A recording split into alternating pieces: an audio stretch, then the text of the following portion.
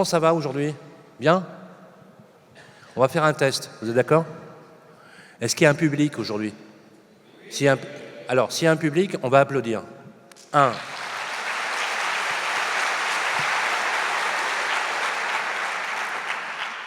Est-ce que je peux me permettre de vous poser une question? Est-ce que vous pouvez faire mieux?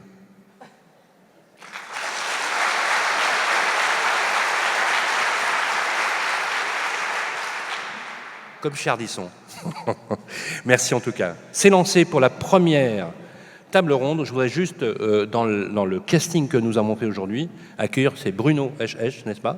Bonjour. Vous êtes le meilleur chez Orpi en France. Donc voilà, je cite votre nom et on va, comme à la radio et comme à la télé, lancer un bon jingle qui va bien pour cette première table ronde. Les Assises de l'immobilier de Metz. Professions immobilières, nouvelle ère, nouveaux défis. Alors justement, on s'est dit avec Cédric que nous allions faire une première table ronde. C'est assez rare, hein, je vous le dis, et on a l'habitude, avec mon ami Henri Buzicazo, de faire beaucoup de tables rondes, de commencer sur une thématique comme celle-ci, Henri. Hein, c'est vraiment une thématique, on va dire, une vision presque holistique et résolument optimiste, dans un contexte franchement plutôt morose. On l'a nommé comme cela, voilà, cette table ronde. Réussir contre vents et marées, des exemples à suivre, donc le leadership par l'exemple personnel.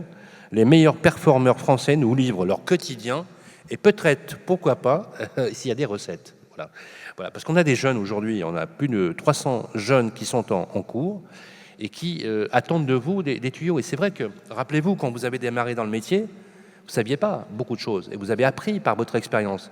Et je suis sûr que chacun et chacune ici présent, vous prenez un soin particulier à aider ces jeunes à entrer dans ces métiers parce qu'on a besoin d'être rassurés. Tout à l'heure, à la fin de cette table ronde, je vous propose, les amis, une conclusion par 2 grands professionnels de l'immobilier et une professeure enseignant-chercheur associée à l'ICN Business School, qui est une spécialiste des études comportementales. C'est où et comment le comportement, ce qu'on exprime aussi dans son attitude non verbale, la façon même d'être habillé, de signifier en fait sa présence à l'autre, dans le regard de l'autre, comment ça peut être déterminant, comment ça peut être presque, entre guillemets, je paraphrase un article qu'Agnès Secarelli, la professeure en question, avait livré au point en 2015, c'est presque un outil de marketing, la façon d'être dans nos métiers. On fait de l'entremise immobilière. Nous sommes des intermédiaires. Donc, en se comportant ainsi, qu'on porte la marque Century, Orpi, Citia, on est aussi le miroir de cette entreprise pour le client, qui, lui, ne voit que lui. On ne voit pas Citia, la galaxie immense du groupe. On ne voit pas la coopérative Orpi dans l'esprit du client. On voit le gestionnaire location, on voit le transactionnaire, vous êtes d'accord? Et c'est à travers cette image qu'on va restituer tout le professionnalisme et l'excellence du métier. Et je voudrais, et franchement en grande détente, que vous nous livriez, les amis, votre quotidien. Qu'est-ce qui fait? Et on va commencer par Amandine. Amandine. Comment ça va, Amandine? Ça va, merci. Amandine Torres, gestion locative Century 21 à Belfort. Montbéliard. Pardon? Montbéliard. À Montbéliard. Oui. À Montbéliard. Il y a des saucisses à Montbéliard. C'est ça. Oui, c'est bouche. On se ferait mieux tout à l'heure. Vous avez été distinguée, Amandine. Qu'est-ce qui fait? Expliquez-nous votre quotidien, qu'est-ce qui fait que ça a marché aussi fort pour vous? Comme je le disais, après, le quotidien, en fait, c'est surtout qu'il faut être très organisé et très rigoureux. Pour ma part, je suis quelqu'un qui suis très organisé et qui adore mon métier. Donc forcément, le fait d'adorer son métier, déjà, on compte pas forcément ses heures et le travail est plutôt un plaisir du coup. C'est plutôt un engagement en tant que tel tous les jours auprès des locataires, auprès des propriétaires bailleurs.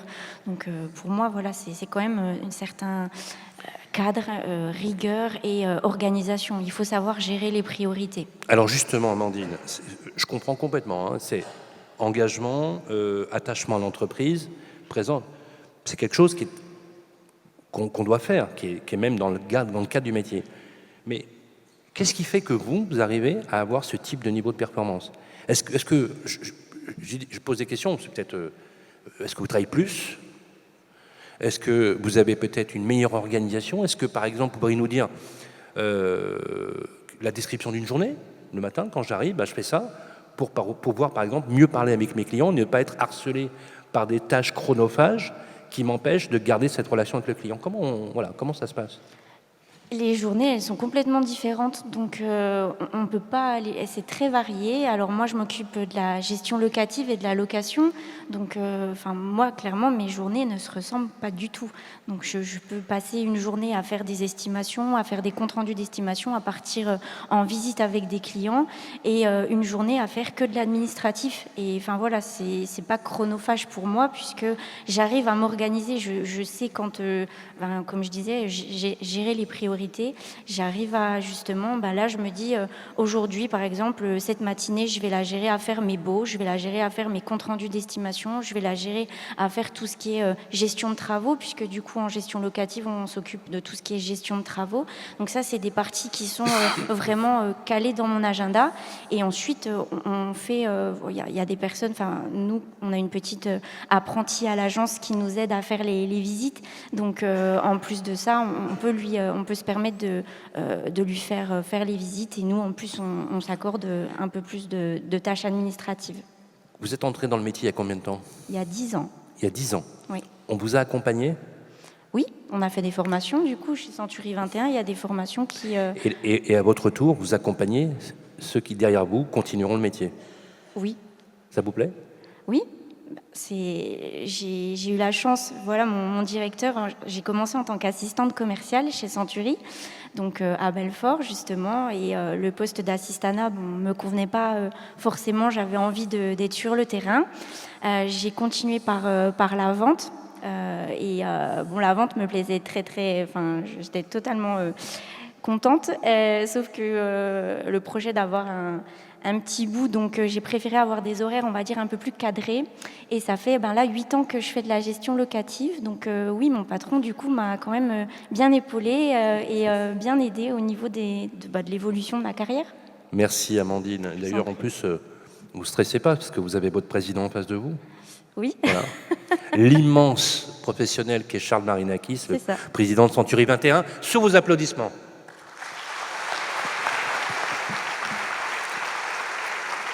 Merci.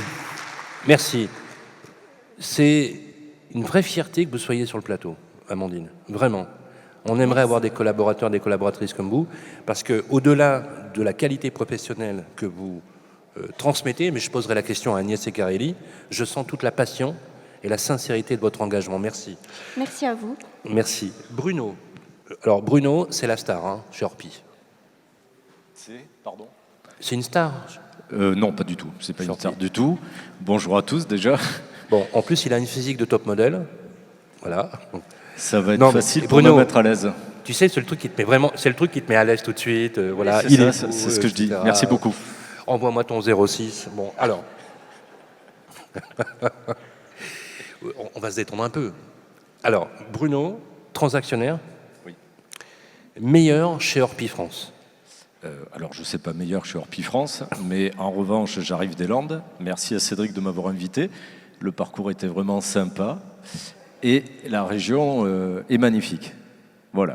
Donc déjà, alors, ça, c'est le quel est le secret? C'est quoi le secret? Je veux dire, concrètement, tu peux nous dire, oui, il faut s'organiser, on est passionné, etc., on est d'accord, mais quelle est la martingale? Et en plus, en ce moment, ça chahute beaucoup dans le métier, notamment en transaction. Décris-nous un quotidien de Bruno Ochech tous les jours. Et qu'est-ce qui fait qu'à un moment donné, ça performe comme ça? Est-ce que, je sais pas, t'as un secteur en or? Est-ce que, je sais pas, voilà, on pourrait vraiment savoir. Alors moi, j'ai commencé l'immobilier il y a 10 ans. Donc, j'ai pas la chance des 300 et même 3000 étudiants d'avoir appris l'immobilier. J'ai appris sur le temps en faisant une rencontre vraiment symbolique avec Franck et Laurence Volpi, qui sont propriétaires des agences Orpi dans les Landes. Voilà, ça a été une rencontre. Moi, je base tout sur la relation, sur l'humain. Je suis organisé, certes. Il faut préparer le travail comme on prépare l'entraînement avant de rentrer sur le terrain. Ça, c'est évident. Mais surtout, s'intéresser en effet à son client, à son projet de vie, essayer de comprendre, quand on n'a pas compris, reposer des questions, jusqu'à vraiment intégrer la moindre petite partie de sa recherche. Et c'est à partir de là que l'on va faire la différence sur le bien qu'on va lui proposer. Voilà. Vous avez aujourd'hui, et c'est pas neutre, on en a parlé beaucoup hier, j'ai entendu des coachs en parler, un fichier commun. Aujourd'hui, c'est une vraie mine d'or.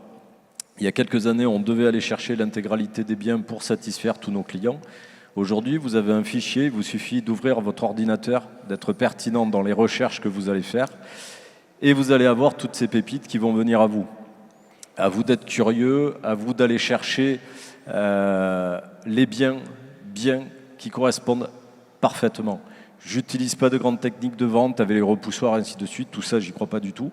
Voilà. En revanche, je vais vraiment sélectionner des biens très pertinents pour mes clients et m'assurer aussi, au-delà de ça, de devenir incontournable pour eux.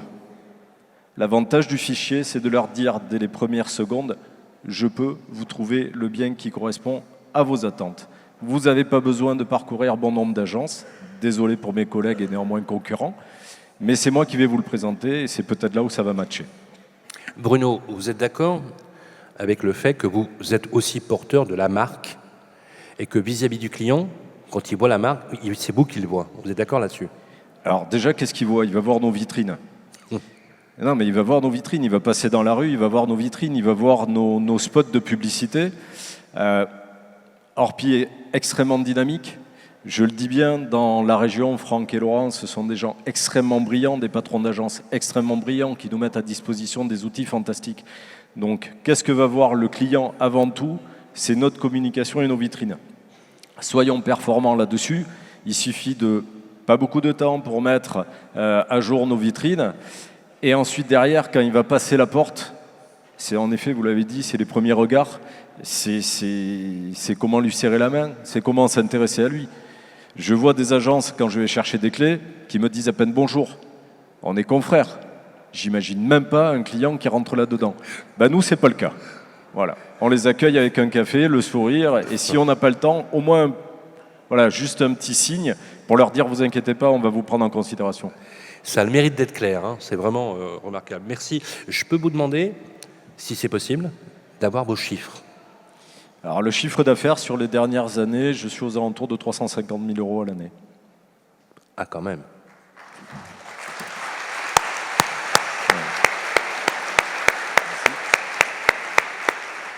Amandine, je peux avoir vos chiffres? Chiffres en gestion locative, c'est un peu difficile, mais l'année dernière, j'ai rentré 110 nouveaux mandats de gestion. Oui.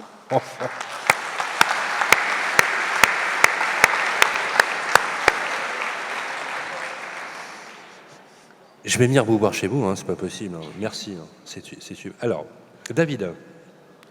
Alors, David, il est entrepreneur chez Guy Hockey à Mulhouse. C'est cela. Alors, moi, il y a deux questions que j'aimerais vous poser. C'est le côté engagement entrepreneurial et pourquoi Guy Hockey à Mulhouse, on a d'ailleurs tous les présidents de réseau qui sont quasiment avec nous, vous performez de cette façon-là. On l'a vu, hein. Moi, j'aime beaucoup l'introduction de Bruno. Pourquoi? Parce que vous faites pas, vous savez, j'arrive, les Ray-Ban, costume à rayures. Non, très sérieux, très carré. Et vous voulez que je vous dise que vous m'inspirez, et je demanderai d'ailleurs à Agnès Ecarelli, dans votre truc, vous m'inspirez la sécurité. Vous m'inspirez la confiance. C'est les cheveux gris. Oui, mais je les même. Je me mets un peu... Non, mais c'est naturel. C'est ça, mais c'est important. Non, mais c'est vrai? C'est ça. Est-ce que c'est vrai, ça? Oui, la confiance, la sérénité, parce que je suis vraiment pas le bon élève, entre guillemets, tout le monde vous le dira, tous les basques qui sont là, qui me connaissent, vous le diront. On n'est absolument pas les bons élèves. Mais oui, on va être là, et c'est la sincérité. Oui. Et, voilà. et le côté sécurisant, parce que c'est quand même la sécurité du parcours. Entrepreneur avec des collaborateurs, et une performance qu'on peut vraiment saluer. C'est là qu'on se voit que la France a vraiment du talent, du vrai talent. David, il y a un secret, comment on fait? Alors déjà, j'aimerais amener un petit message d'espoir parce qu'on va parler beaucoup de conjoncture aujourd'hui et il y a beaucoup de jeunes dans la salle. J'en discutais tout à l'heure avec Cécile en off. On a commencé en 2007-2008 et on est passé déjà par une crise. Ce qui fait que l'immobilier, on l'a connu beau et on l'a connu aussi complexe. Oui. Voilà. Et j'aimerais vraiment faire passer un message d'espoir parce que ça ne nous a pas empêché de réussir. Et également, 2011 fut une belle année juste derrière. Donc on pense que c'est cyclique et c'est des choses qui sont amenées à varier dans le positif comme dans le négatif. Ensuite, Guy Hockey Mulhouse, ça a été une aventure qui a commencé il y a 7 ans. Alors pourquoi Mulhouse ? Parce que je suis alsacien, ça s'entend à l'accent. Pourquoi Guy Hockey ? Parce que c'était avant tout une affaire de valeur. J'avais des gens en ligne, notamment l'actuel PDG Stéphane Fritz. Et j'ai toujours eu un accompagnement et des valeurs qui m'étaient proches, en ce sens que beaucoup d'humilité, Voilà. de l'échange. Lesquelles ? Valeurs de l'humilité ? Ouais, de l'humilité, de l'échange. Personne gonfle le torse. Quand vous arrivez en réunion, vous êtes à l'aise. Vous êtes face à des gens qui vont parler ouvertement de leurs problèmes, qui vont également vous partager leurs solutions. Et je pense que c'est dans le partage qu'est née la réussite. Et pour ce qui est de ma réussite personnelle et de la réussite de cette agence, elle est essentiellement due aux conseils que j'ai pu écouter et aux choses que j'ai pu apprendre en réunion. Voilà. Est-ce que... Alors, on est d'accord, Bruno, David, c'est pas lié à votre secteur. Vous réussirez... Non mais Bruno, vous seriez aujourd'hui au centre de la Creuse ou en Haute-Savoie, vous performeriez de la même façon. Je sais pas. Je sais pas. J'aime beaucoup la Creuse à distance et je préfère 18 000 habitants en dessous d'Arcachon et au bord de l'océan. Nous, on a une particularité, c'est que toute la partie ouest, elle produit pas. Donc ça veut dire que sur un petit secteur, il faut arriver à performer. Voilà. Alors peut-être que oui. J'imagine. Oui, non, mais ça veut dire qu'il y a aussi des contraintes particulières. David, vous êtes d'accord là-dessus ? Ce que vous avez fait à Mulhouse, vous l'auriez fait à Lyon, à Bordeaux. Du moins, j'aurais tout fait pour. Ouais. Mais oui. Après, est-ce que ça aurait fonctionné ? Ça nous appelle à de l'humilité, mais effectivement, on aurait tout fait pour. Et Combien de collaborateurs dans l'agence ? On est sur la partie production en transaction, il y a 14 personnes aujourd'hui. Et je peux avoir vos chiffres ? 1,8 million, hors taxe.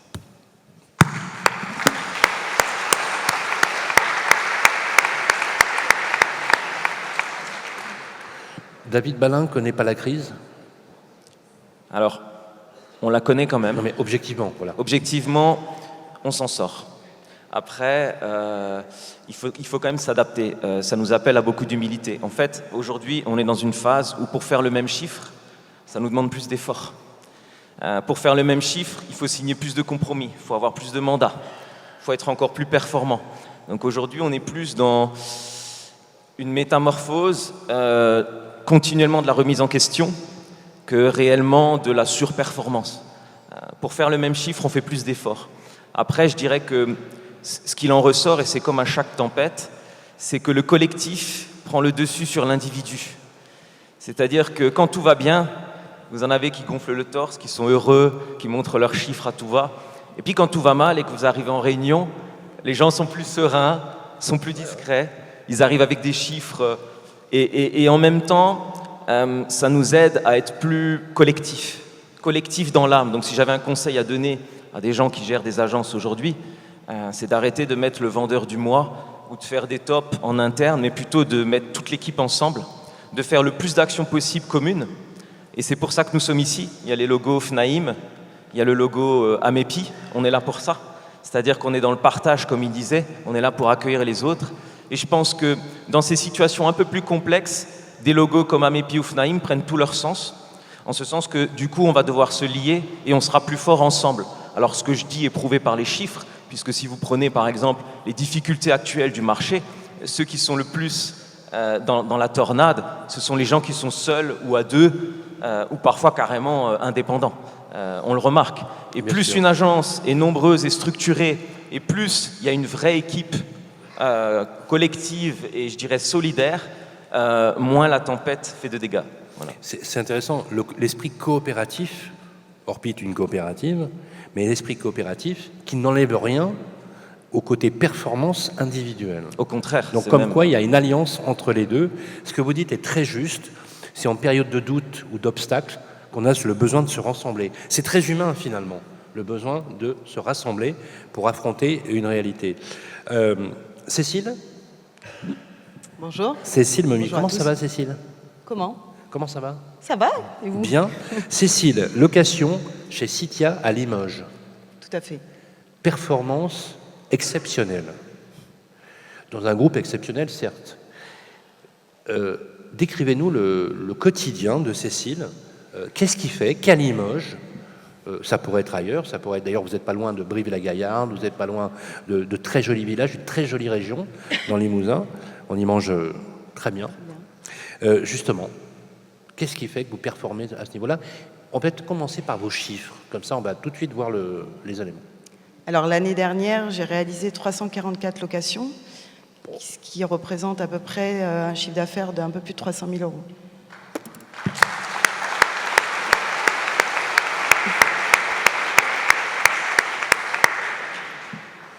Total respect. Alors justement, comment on fait? Je veux savoir comment on fait. Alors je vais rejoindre un petit peu ce que disaient Amandine et David. C'est vrai que nos journées sont complètement différentes. Après, pour ma part, je dirais que tout repose sur une méthodologie. Au sein de l'agence Citia à Limoges, on a su mettre en place une organisation bien structurée. Alors c'est vrai qu'on n'en parle pas assez souvent, mais c'est une réussite collective, je pense, en passant par les hôtesses d'accueil. C'est vrai qu'elles sont la base de notre réussite, c'est elles qui donnent la première image de l'entreprise. Si un client est mal reçu, je doute qu'il fasse affaire avec nous. Après, on a les assistantes qui nous aident quotidiennement dans certaines tâches administratives. Et après, bien évidemment, on travaille en étroite collaboration avec les gestionnaires. C'est-à-dire que quand on va en rendez-vous pour une rentrée de mandat, parce qu'il faut savoir que je fais aussi également du développement, on se déplace en binôme. On a créé des binômes. Et je pense que d'être ensemble nous aide à rassurer le propriétaire. On dégage une complémentarité. Donc toute cette organisation-là, je pense, nous a permis d'atteindre ces résultats. Après, en ce qui concerne mon organisation personnelle, il est vrai que je pense qu'il y a un savoir-faire et un savoir-être au quotidien envers ses clients. Parce qu'on gère aujourd'hui 2700 biens, on est 6 gestionnaires et 4 conseillers location, bientôt 5, on a une personne qui arrive là d'ici 15 jours. Donc après, chaque personne est capable de faire une visite d'appartement. Il n'y a rien de compliqué en soi. Je pense que ce qui peut faire la différence, c'est connaître déjà son portefeuille par cœur, afin d'avoir une source de proposition optimale. Et lorsque vous êtes en visite, il faut avoir fait au préalable une bonne découverte client. C'est-à-dire qu'il faut, si on ne veut pas perdre de temps et faire perdre du temps à notre prospect, il faut effectivement faire une découverte client bien approfondie, ce qui va nous permettre de savoir un maximum de ses critères de recherche. Et du coup, on va l'orienter vers l'appartement de son choix. Après, est-ce que l'organisation, pour compléter ce que vous avez dit, c'est important parce qu'il y a une forme d'interdépendance avec l'organisation. Donc finalement, on est chacun une des mailles de la chaîne, hein, finalement. Un des maillons de la chaîne, c'est-à-dire qu'il faut que dans l'ensemble de l'entreprise, ça fonctionne pour que vous puissiez performer. En fait, ce que vous dites, c'est que l'effort individuel ne peut s'exprimer fortement que dans le cadre d'une organisation peaufinée. Oui, complètement. Et partagée. Oui, tout à fait. Vous êtes d'accord là-dessus? Oui, entièrement d'accord. Oui, David, vous vouliez ajouter? Entièrement d'accord, c'est ce qu'il disait aussi. Hein. On peut performer parce qu'on est structuré de cette manière-là. Et comme elle disait aussi, on a défini nos priorités et on ne les lâche pas. Merci beaucoup pour tous ces témoignages. Je vous propose, dans la deuxième partie, mesdames et messieurs, que on va faire un débrief avec 2 grands professionnels et une enseignante chercheur sur ce type de comportement. Vous allez voir, c'est absolument époustouflant. Je vous propose un petit jeu pour clôturer cette table ronde, ce témoignage. Je vais vous demander, Cécile, un mot qui vous viendrait à l'esprit, un adjectif qui vous viendra à l'esprit au hasard, pour illustrer le propos, mais très spontané. Un mot. Dites un mot qui qualifie les propos. Envie, pouvoir, ce que vous voulez. Alors, l'envie. Envie. Pour Cécile. David, qu'est-ce qui viendra à l'esprit? Amour. Avoir? Amour. Amour. Pardon? L'amour. L'amour. Merci. J'aime beaucoup. J'ai entendu la mort, mais c'est pas grave. À mon âge, ça devient grave. Ça sent le sapin. Alors, merci David. Le mot qui bout bien à l'esprit, Amandine. La passion. La passion. Il faut être passionné, oui. Ouh, amour et passion, c'est chaud, c'est chaud. Voilà. Bravo. Bruno. Moi, c'est plutôt une expression. C'est projet de vie. Projet de vie. Projet de vie. Alors, pour avoir envie d'un projet de vie, encore pour-t-il s'exprimer avec passion l'immense amour que vous avez les uns pour les autres. Ça qualifie ses propos. Bravo. Venez avec moi. Venez avec moi. Venez avec moi. Venez, venez. Venez. Voilà, et je voudrais ici, devant tout le public, vous dire une chose qui est importante. On va passer à cette côté débrief. C'est que, au-delà de ce que vous faites ou vous réalisez dans votre métier, où vous avez de la passion à faire ce que vous faites, il faut que vous sachiez une chose, c'est que vous êtes un exemple pour ceux qui vous regardent. Et à cet égard-là, vous portez une responsabilité. Et c'est ça qu'on va applaudir, la responsabilité de vous quatre. Voilà, applaudissements s'il vous plaît. Je vais vous laisser aller. Merci. Merci.